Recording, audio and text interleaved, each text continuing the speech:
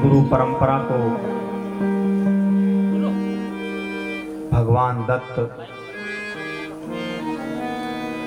जो स्मरण मात्र है से प्रसन्न हो जाते हैं। भगवान दक्षिणामूर्ति, भगवान व्यास, सुखदेव आदि और अपने गुरु जो मेरे सर्वेश्वर हैं, भगवान हैं, उनको प्रणाम करते हुए ये बड़ा ही उत्तम काल है। पुरुषोत्तम मासों में जो एक उत्तम पवित्र मास है वो ये पुरुषोत्तम मास है। तो इस मास में भगवत कथा का करना, कराना, सुनना फल देने वाला है। न करता बड़ा होता है और न कराने वाला बड़ा होता है। बड़ा तो श्रोता होता है जो श्रवण कर रहा है, क्योंकि बिना सुने आपकी मुक्ति हो नहीं सकती। क्योंकि हमारे वेदों में भी लिखा है कि वेदों को पढ़ा नहीं जाता, उनको सुना जाता है किसी के द्वारा। तो आज ना मैं वक्ता हूं ना आप करता है, यहाँ जो है श्रोता है। तो ऐसी मात्र शक्ति देवतुल्य महाजन एवं यहाँ जो ब्राह्मण हैं जो यहाँ पूजन करा रहे हैं, उन ब्राह्मणों को, यहाँ की अधिष्ठात्री देवी माँ नंदा देवी को मैं प्रणाम करते हुए कथा में प्रवेश कर रहे हैं। कल हमने महात्म की कथा कही और भागवत कथा का जो महात्म है वो ऐसा महात्म है कि कुछ लोगों ने प्रश्न किया होगा कि क्यों कराएं कथा। तो उसका कारण भी बताया गया कि ये जो कथा है, ये जो भगवत प्रसाद है, कि शब्दमयी जो वाणी है, ये शब्दमयी जो विग्रह है भगवान का, आपने देखा होगा कि लोहार लोहे की मूर्ति बनाता है, सुनार सोने की मूर्ति बनाता है और कुम्हार मिट्टी की मूर्ति बनाता है। पर व्यास भगवान ने कैसी मूर्ति बनाई? और शब्दमय मूर्ति, ये शब्द की मूर्ति है।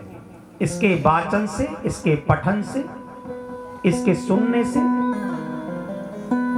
भक्ति, मुक्ति और मोक्ष की प्राप्ति होती है।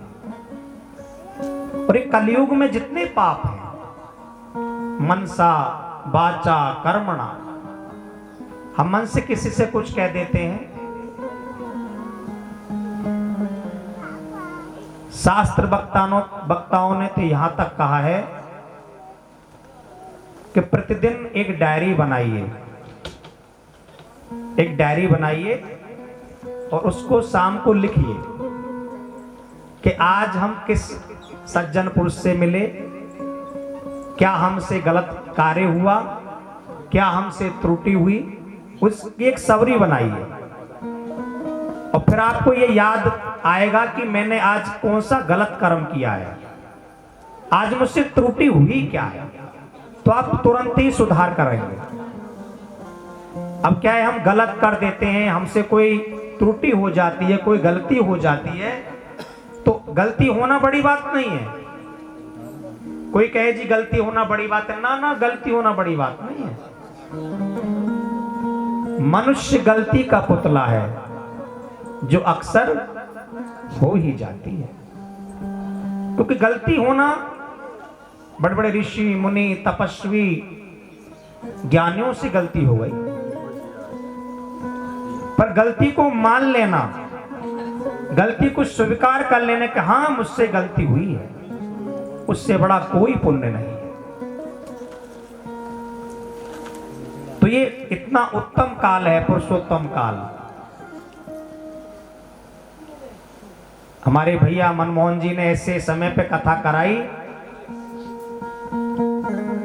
कि स्वयं को तो लाभ लेंगे ही, स्वयं को तो उनको लाभ मिलेगा ही, उनके पितरों को तो लाभ मिलेगा ही, पर यहाँ जितने भी पितर हैं, जहां तक मेरी आवाज जाएगी वहां तक वो तृप्त होंगे, तृप्त होंगे।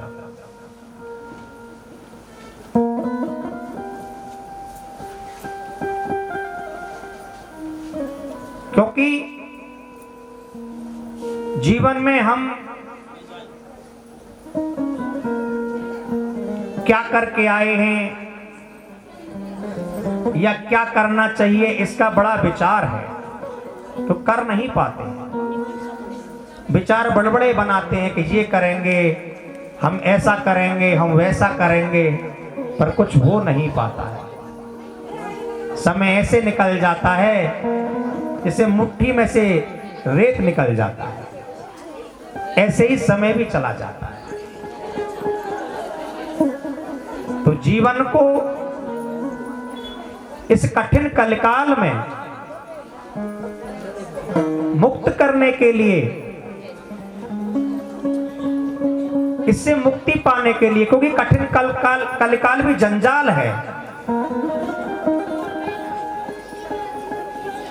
हम अनेक अनेक सपने देखते रहते हैं, अनेक अनेक बातें बुनते रहते हैं, अनेक अनेक कल्पनाएं करते रहते हैं जो सत्य नहीं है, क्योंकि सत्य तो यहां परमात्मा का ही नाम है। एक छोटे से संकीर्तन के साथ हम कथा में प्रवेश करेंगे। हरि गोविंद चले आओ गोपाल।